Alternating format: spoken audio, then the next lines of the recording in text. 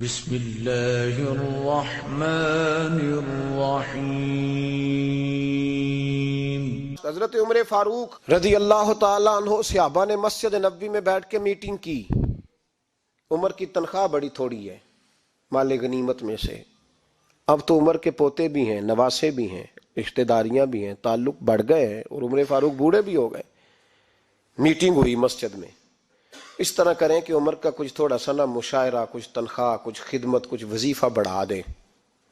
بات طے ہو گئی، جب مکمل ہو گئی تو کہنے لگے یہ بتاؤ شعر سے بات کس نے کرنی ہے؟ ادھر جائے گا کون؟ پہلے اس کا نام تو بتاؤ، وہاں جائے گا کون؟ تو انہوں نے کہا یہ تو ہم نے سوچا ہی نہیں، بات تو بڑی تگڑی ہے، عمر سے کون بات کرے گا؟ یہاں جتنا مرضی تگڑا پیر ہو، آپ نذرانہ لے کے جائیں، مسئلہ ہی کوئی نہیں۔ کبھی کسی کو کہنا پڑا ہے؟ تو کہتے ہیں جناب کون بات کرے گا؟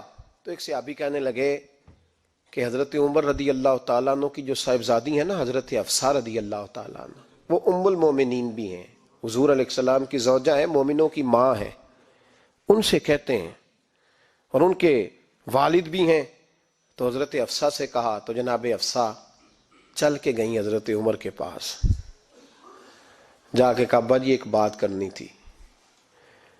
انہوں نے کہا بیٹے کرو، تو ان کو بھی پتا تھا نا جاہو جلال کا۔ کہنے لگے ابا جی مسجد نبوی میں صحابہ کی میٹنگ ہوئی ہے، ایک ہی محلے میں ایک ہی شہر میں لوگ رہتے ہیں تو ایک دوسروں کی خرچوں کا، ضروریات کا پتہ ہے۔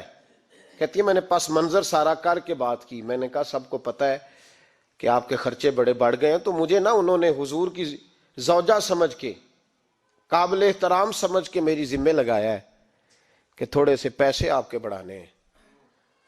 تو حضرت عمر فاروق رضی اللہ تعالیٰ عنہ کی صاحبزادی کہتے ہیں عمر کو اتنا جلال آیا کہ اٹھ کے کھڑے ہو گئے، کہنے لگے حفصہ ان لوگوں کے نام بتا، میں انہیں دروں سے ماروں گا، اور اس طرح ماروں گا کہ ان کی کمر پہ نشان پڑے، ان کی کمروں پہ نشان پڑے، اس انداز میں درے ماروں گا کہ مجھے زخم نظر آئے۔ کہا ابا جی اتنا جلال کس بات کا؟ سادی سی بات ہے۔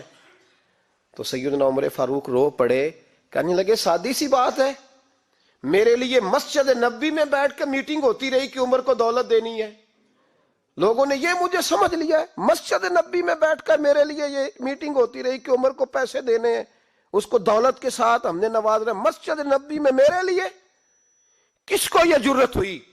فرمائے حفصہ کاش کہ تو میرے پاس پیغام لے کے نہ آتی، کوئی اور آتا اور پھر میں اسے دروں سے مارتا۔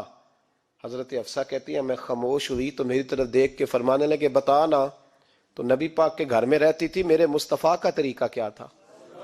کرنا بات اس طریقے پہ میرے ساتھ گفتگو کر۔ تو حضرت حفصہ کہتی میں رو پڑی، میں نے کہا ابا جی غلطی ہو گئی، آئندہ نہیں کروں گی۔ بھائی معیار بنایا ہوا تھا، آپ یقین کریں ہمارے تعلقات آپ شادی پہ دیکھ لیں، جو غریب رشتہ دار ہے اسے کون منانے جاتا ہے؟ لیکن ساری برادری کٹھی اس کے دروازے پہ بیٹھی ہے، جس نے آنا ہے تو کچھ لے کے آنا ہے، ہر چیز دولت میں تلے گی، معیار ہی دولت بن گیا ہے، مقصود ہی دولت بن گیا ہے۔ اس پیسے نے، اس دنیا داری نے، دنیا دار پجاری زردے کتیاں دے گل ٹلی ہو، اتنا سخت رویہ لوگوں نے اپنا لیا، رشتوں کا تقدس نہیں رہا۔ ایک مجلس میں میں نے ایسا رنگ بھی دیکھا، ایک ایسا شخص جسے میں ذاتی طور پہ جانتا ہوں کہ عالم بھی ہے، پرہیزگار بھی ہے، نیک بھی ہے، وہ بھی بیٹھا تھا اور اس کے ساتھ ایک سیٹھ بھی بیٹھا تھا، لیکن جو لوگوں کا عقیدت کا رشتہ اس درویش کے ساتھ ہونا چاہیے تھا وہ سیٹھ کے ساتھ تھا۔ تو میں غور کر رہا تھا کہ یار قوم کا ذہن کس طرح کا ہو گیا، صرف اس کے ہاتھ میں پیسے، صرف دولت مند ہے، اس آدمی کی درویشی بھی گئی، علم بھی گیا، تقوی بھی گیا، صرف پیسے نہیں ہے اس کے پاس تو وہ کونے میں لگا ہوا ہے، اور اس سے لوگ بچ بچ کے سلام۔ اور میں کہا کرتا ہوں عقیدت کا پتہ چلتا ہی تب ہے جب اجتماع ہوتا ہے، اکیلے درویش بیٹھے ہیں تو سب جھک کے سلام لیتے ہیں، اور جب وہ 2 MNA کے بیچ، 3 MPA کے بیچ، 5-7 سیٹھوں کے بیچ بیٹھے گا، پھر تیری عقیدت کا پتہ چلے گا، پھر پتہ چلے گا تیرا اللہ کے بندے سے رشتہ کس طرح کا ہے اور دولت کے بندے کے ساتھ رشتہ کس طرح کا۔ ہمارے رویوں کے اندر یہ فرق ہے کہ ہم اس وقت آدمی کو تولتے ہیں کہ اس کے پاس دولت کس طرح کی ہے،